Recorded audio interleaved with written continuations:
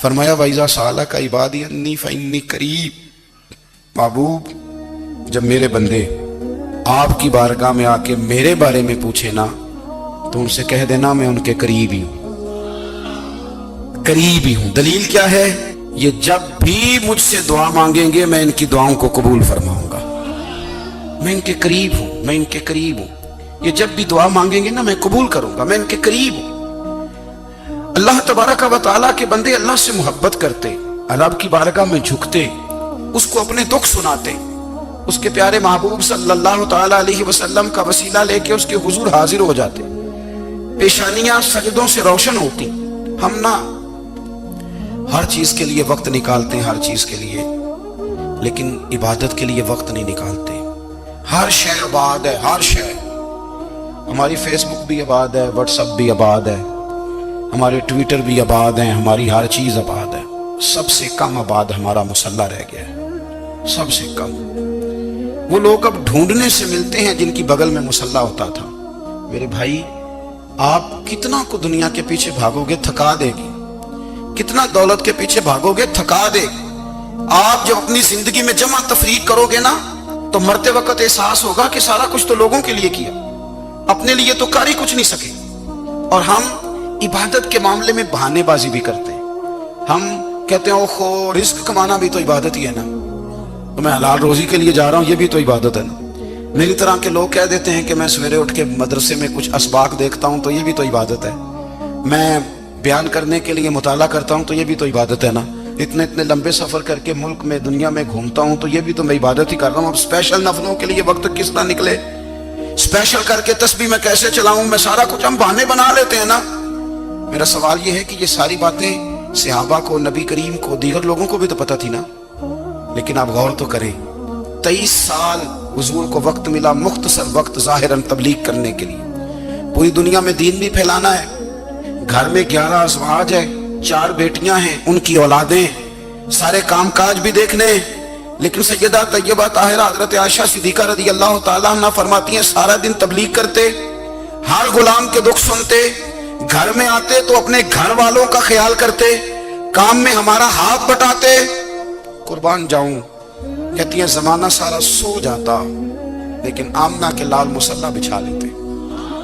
دنیا سو گئی، ساری سب سو گئے، جو خدام تھے، وہ جو غلام تھے وہ سو گئے۔ صحیح مسلم میں لفظ ملیں گے، سیدہ پاک فرماتی ہیں او میرے نبی کے غلاموں، میں نے یہ رنگ بھی دیکھا ہے کہ حضور نے اتنا کھڑے رہے، اتنا قیام کیا، اتنا قیام کیا کہ مقدس پیروں میں ورم آ گئے، سوج گئے پیر۔ اتنے بڑے دل پہ ہاتھ رکھ کے نہیں بتا سکتا کہ میرے کبھی نماز میں پیر سوج گئے، کوئی نہیں بتا سکتا۔ بچوں کی روٹی کماتے تھک گئے بات الگ ہے، ہم سیر کرنے گئے تو تھک گئے بات الگ ہے، لیکن عبادت میں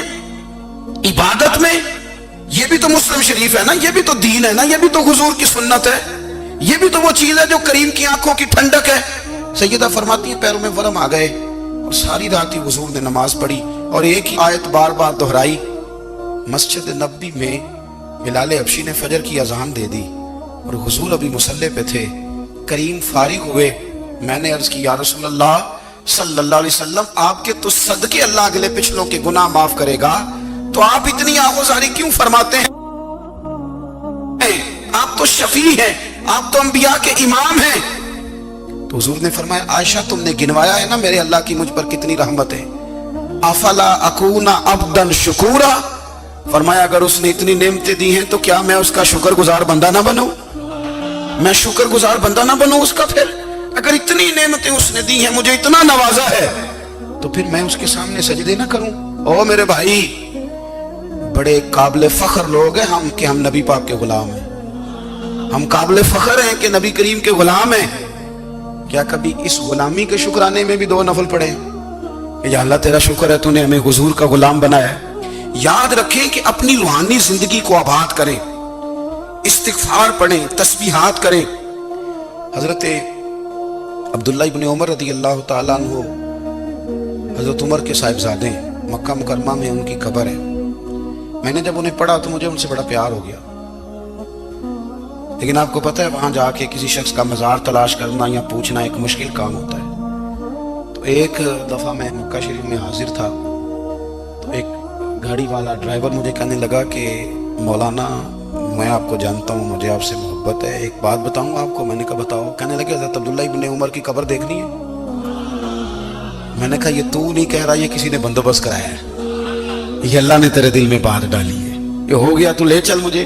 حضرت عبداللہ ابن عمر کو نبی پاک نے فرمایا تھا راجل صالح، یہ نیک بندہ ہے، یہ متقی آدمی۔ حضرت عبداللہ ابن عمر رضی اللہ تعالیٰ عنہ سیدنا فاروق اعظم رضی اللہ تعالیٰ عنہ کے صاحبزادے ہیں، اور ان کی ہمشیرہ سیدہ حفصہ رضی اللہ تعالیٰ عنہ حضور کی زوجہ محترمہ۔ ایک دن اپنی ہمشیرہ سے کہنے لگے کہ نبی کریم صلی اللہ تعالیٰ علیہ وسلم گھر میں آئے نا، اور اگر حضور غم امت میں پریشان نہ ہوں، طبیعت کو حشاش بشاش دیکھو تو ذرا پوچھنا تو صحیح حضور کا میرے بارے میں کیا خیال ہے، پوچھنا تو صحیح کہ کریم کی بارگاہ میں میرا کیا مقام ہے، میرے بارے میں حضور کیا فرماتے ہیں۔ اب بہن کو کام بتائے، اور بتائے بھی بھائی، اور بہن وہ کام نہ کرے، یہ تاریخ میں ہوتا نہیں۔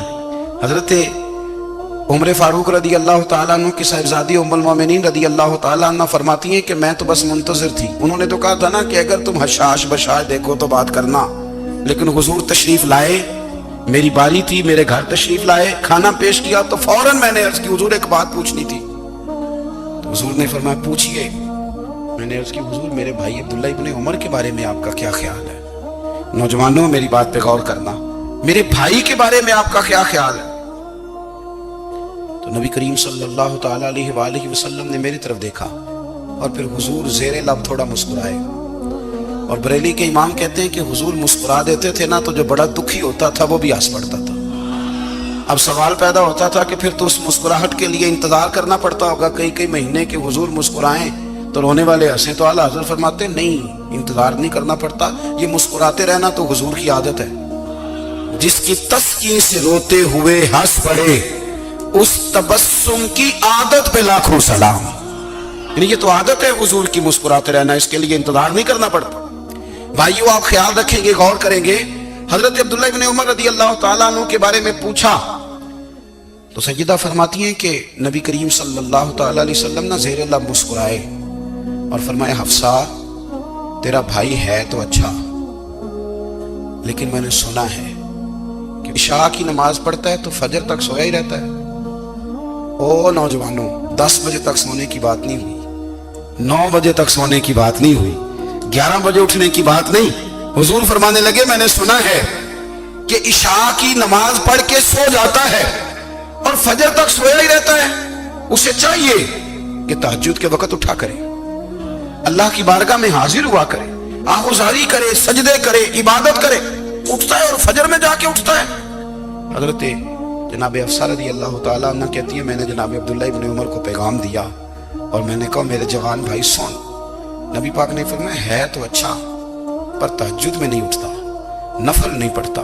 او میری ملت کے جوانوں، مزہ نہیں آ جاتا جب ساری دنیا سوئی ہو، ساری دنیا، اور بستر بھی گرم ہو اور نیند بھی پورا غلبہ کر رہی ہو، اور اچانک گھنٹی بجے دماغ میں، آنکھ کھلے، گھڑی پہ نظر پڑے، 3:30 4 بجے کا پیغام گھڑی بتائے، اور کوئی چڑھتی جوانی والا اٹھ کے وضو کرے، اور جب وہ مصلی کھول کے بچھائے تو مدینے والے محبوب کہتے ہیں کہ ہر نماز پہ رب ثواب دیتا ہے، اور جو اٹھ کے تہجد کی نماز پڑھے اسے دیکھ کے تو رب مسکراتا ہے، جو اس کی شان کے لائق ہے، جو اس کی شان کے لائق، وہ مسکراتا ہے، خوش ہوتا ہے کہ میرا بندہ تہجد میں اٹھ گیا، وہ مسکراتا ہے۔ کاش ہماری صبحیں کبھی اپنے مالک کے نام ہو جائیں، کاش کے صبح۔ حضرت ابو الحسن رحمۃ اللہ تعالیٰ علیہ حضرت معاذ ابن جبل رضی اللہ تعالیٰ عنہ کے پاس بیٹھا کرتے تھے، فرماتے ہیں ان سے جو پیار بڑھا تو پھر میرا مصلی سے بھی بڑھ گیا۔ تابعی ہیں، فرماتے ہیں صحابی رسول سے محبت ہوئی تو ذکر سے بھی ہو گئی، پھر درود شریف سے بھی ہو گئی، محبت ان سے بڑھی تو پھر اللہ نے مسجد کا پیار بھی بڑھا دیا۔ آپ فرماتے ہیں کہ میری ہر وقت تو بھی یہ چاہتی تھی کہ بس اللہ اللہ کروں، بس اللہ اللہ کروں، بس نہ میں ذرا تھوڑی جان چھڑاؤں لوگوں سے، 10 منٹ ملے تو میں کچھ 4 نفل پڑھ لوں، میں تھوڑا سا نہ بچوں لوگوں سے، اور مجھے تسبیح ملے تو میں نہ کچھ 400-500 دفعہ استغفار پڑھوں، سبحان اللہ، الحمدللہ، اللہ اکبر، لا حول ولا قوت الا باللہ، میں نہ تسبیحات پڑھوں۔ فرماتے ہیں کہ بچے تھے گھر میں 6-7، गुर्बत थी, काम मिलता कोई नहीं था। और मैं काम चोर नहीं था, काम ढूंढता था, पर अल्लाह की कुदरत के काम नहीं मिलता था। फरमाते हैं कि मैंने एक दिन अपनी अहलिया से कहा कि आज मैं फिर जाता हूँ काम ढूंढने। तो मेरी बीवी बड़ी फर्मा बरदार थी, पर उस दिन ना गुर्बत के हाथों तंग आके कहने लगी, आज ना कोई तू चीज लेके आया। तो मुझसे बच्चों की भूख नहीं देखी जाती। सब रोगां दा रोग मुहम्मद, जिसदा नाम गरीबी, कंड बुला के लंघ जाते नहीं दोस्त यार करीबी। आज ना कुछ लेके आया तो मैं बच्चे लेके चली जाऊंगी। शेख फरमाते हैं कि मैं बड़ा परेशान घर से निकला, पर मैंने सुबह से लेके जोर तक काम ढूंढा, काम मिला कोई नहीं। तो मेरे दिल में ख्याल आया, चलो काम नहीं मिलता तो अल्लाह अल्लाह तो करे ना, चलो बंदों की मजदूरी नहीं मिलती तो रब करीम की इबादत ही करते हैं। फरमाते हैं कि मैंने ना फुरात के पानी से वुजू किया, नहर के। शदीद धूप थी, साथ रेत थी और रेत तप रही थी। मैंने अपना रुमाल वहीं मुसल्ला के तौर पर बिछा लिया और फरमाते हैं कि जोर से लेकर असर तक नमाज पढ़ी। धूप भी पूरे जोर पे, पर मेरे सजदे का ज़ौक़ भी पूरे जोर पे। फरमाते हैं सूरज भी चमक रहा है और रब की इबादत का ज़ौक़ भी पूरे जोर पे। मैं सजदा करूं तो फिर मेरा उठाने को जी ना चाहे। मेरे उस्ताद लिखा करते थे, ये उनका शेर है, वो कहा करते थे, मुझे सोज दे, मुझे साज दे और मुझे नीम शब का नियाज दे। जब मैं सजदा खुद को मैं तोड़ दूं, मुझे ऐसा ज़ौक़ नमाज दे। और मैं तेरी बहार का फूल हूं, मैं खिला भी हूं तो तेरे लिए, मुझे मेरी शाख से तोड़ ले, मुझे अपनी जुल्फ का नाज दे। भाई फरमाते हैं कि असर तक मैंने नफल पढ़े, दिल ढलने लगा, असर की नमाज पढ़ी और मैं वहां से चला। अब मैं जब निकलने लगा तो दिल में ख्याल आया कि छोटी छोटी दीवारें हैं घर की, बगैर कुछ लिए जाऊंगा तो बीवी दूर से देखेगी तो शोर करेगी कि फिर खाली हाथ आ गया। कहते मैंने अपने उसी रुमाल में जिसपे मैंने नमाज पढ़ी थी ना, रुमाल में की आखिर पंजाबी साफा कहते हैं, उसी में ना मैंने कुछ रेत भर ली कि वो दूर से देखेगी तो समझेगी कुछ लेके आया है। चलो जाके उसे बता दूंगा कि आज फिर मजदूरी नहीं मिली। कहते हैं वो रेत लेकर जब मैं घर में गया तो पहले बीवी दरवाजे पे खड़ी होती थी, पूछती थी खाली हाथ आ गए हो? आज मैंने देखा तो है ही कोई नहीं। फरमाते मैं अंदर दाखिल हुआ, सलाम लिए, कोने में मैंने वो रुमाल रख दिया और मैंने आवाज दी कि भली मानस कहाँ हो? तो वो कहने लगी आप मुंह हाथ धो ले, मैं रोटी लेके आई। मैंने कहा रोटी कहां से आ गई? यहाँ तो कई दिनों के फाके, तो कई दिनों की गुर्बत है, यहाँ तो इस घर में तो फकीरी है। फरमाते हैं कि वो रोटी लेके आई और उस वक्त की जो मौजूदा नेमतें थी, समझ ले सलाद, अचार, हर चीज साथ लाई। मैंने कहा कि बच्चे कहाँ गए? कहने लगी वो खाना खा के खेलने गए, आप खाना खा लें आ जाते। खाना उसने चुन दिया। मैंने हैरत अंगेज लहजे में सारी नेमतें अपने दस्तरखान पे देख करके बीवी से पूछा ये कहां से आया खाना? बच्चों को तूने कहां से खाना खिलाया? ये सारा कुछ कैसा है? तो कहने लगी पता नहीं आज आप किस करीम की मजदूरी करने चले गए थे, पता नहीं किस करीम की, मेरे घर में तो इतनी नेमतें आई हैं कि मुझसे संभाली नहीं जा रही, इतना अनाज है, इतना गंदुम है, किस करीम के दरवाजे आज चले गए थे? ये कहते कहते वो उठी और उठ करके कहने लगी पहले बड़ा कुछ आया था, अब क्या ले आए हो? और जा करके ना उसने वो रेत वाला रुमाल खोला। कहने लगे मैं तो लेके आया था रेत, तो मेरे रब ने उसे भी सोने और हीरे बना दिया था। जब आपकी तवज्जो अल्लाह की जानिब, मेरे नबी पाक सल्लल्लाहु ताला अलैहि वसल्लम ने फरमाया हर चीज अपने रब से मांग, हर चीज मांग, हर चीज मांग। या रसूलल्लाह क्या कुछ? मेरे महबूब ने फरमाया तेरे घर में नमक भी खत्म हो जाए तो वो भी अपने रब से मांगा कर। तू मांगना, वो तुझे देगा, तो उसकी बारगाह में कशकोले तलब दराज तो करना। और तिरमिजी शरीफ में अजीब लफ्ज है, रसूल कायनात ने फरमाया, रब करीम फरमाते जब मेरा बंदा हाथ उठाता है ना तो मुझे हया आती है कि मैं खाली कैसे लौटा दूं इसके।